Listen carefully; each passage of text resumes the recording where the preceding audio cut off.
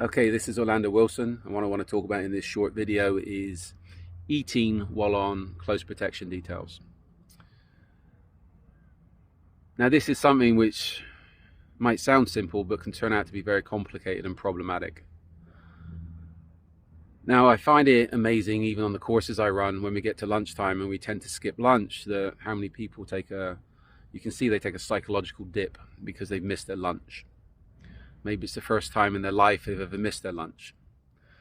Well, the thing is with the close protection business, it's not a 9-to-5 job. You're not entitled to lunch breaks. You're not entitled to tea breaks, coffee breaks. If you need tea breaks and coffee breaks, go get a 9-to-5, go live a regular life and be happy. Stay out of the close protection business. On jobs, you might be running around 12 hours, 14, 16 hours without time to eat.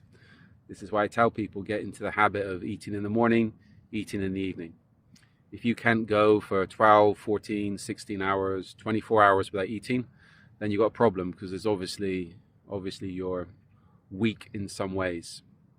Yes, we all feel uncomfortable, but it's just feeling uncomfortable. You're not going to die if you don't eat for 24 hours. Now, just because the client's eating, it doesn't mean you're eating. The client might be going to fancy restaurants, but it doesn't mean they're paying for you to go to fancy restaurants. This is something that needs to be predetermined in the budget before the job starts and organized before the job starts. Is there a budget for the security guys to eat with the client? A lot of times it will be no. So it's going to be up to you to feed yourself.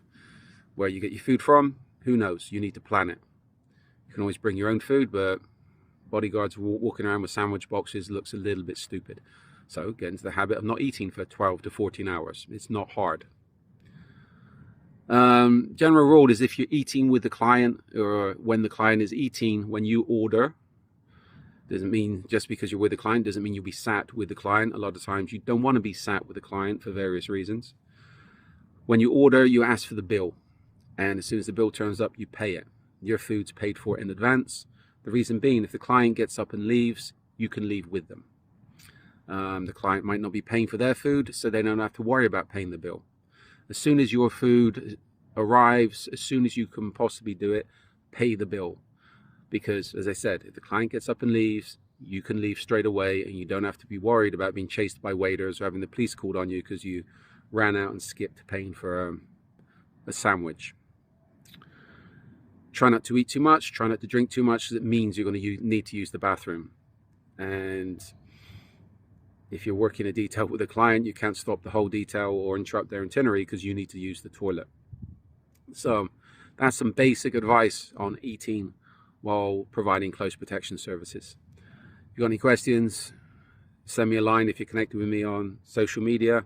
And remember, I've got 3 books specifically on close protection. They're up on Amazon that can answer a lot of your questions. Okay, take care, stay out of trouble.